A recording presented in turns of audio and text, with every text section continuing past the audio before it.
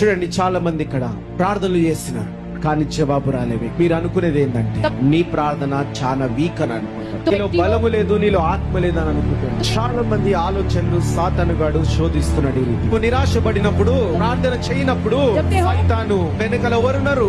ఎవరు లేరు. వీళ్ళకి ఏ ద్వారాలు ఉన్నాయి? ఇంకా ద్వారాలు లేవు వీళ్ళకి. కానీ ఎప్పుడైతే నువ్వు ప్రార్థన చేయడం మొదలు పెట్టినావో ఆ సైతానికి వణుకు పుడుతుందండి, ఆ సమస్యకి వణుకు పుడుతుంది. ఏమని వణుకు పుడుతుందంటే వీళ్ళకి ఒక ద్వారం ఉన్నది, అది పరలోకపు ద్వారము, ఆకాశ ద్వారం అని వణుకు పుడుతుంది. ఆ ద్వారము నుంచి ఎప్పుడు ఆ దేవుడు దిగొచ్చి నన్ను తొక్కుతాడా అని వణుకు పుడుతుంది. ఆ ద్వారము నుంచి ఎప్పుడు స్వస్థత వచ్చినను ఆ రోగాన్ని తరిమి కొడుతుందా అని భయము కొడుతుంది. ఇక్కడ అన్ని సమస్యలు పోవమ్మా. ఇక్కడ కొన్ని సమస్యలు గుండా పోవడానికి తప్పక దేవుని దూత, దేవుని శక్తి నీతో వస్తుంది. సమస్యలు గుండా పోవడానికి నువ్వు కూడా సిద్ధంగా ఉండు. దేవుని ద్వారం తెరవబడి ఉంటది. సమస్యలు నిన్ను చూడవు గానీ ఆ ద్వారాన్ని చూస్తాయి.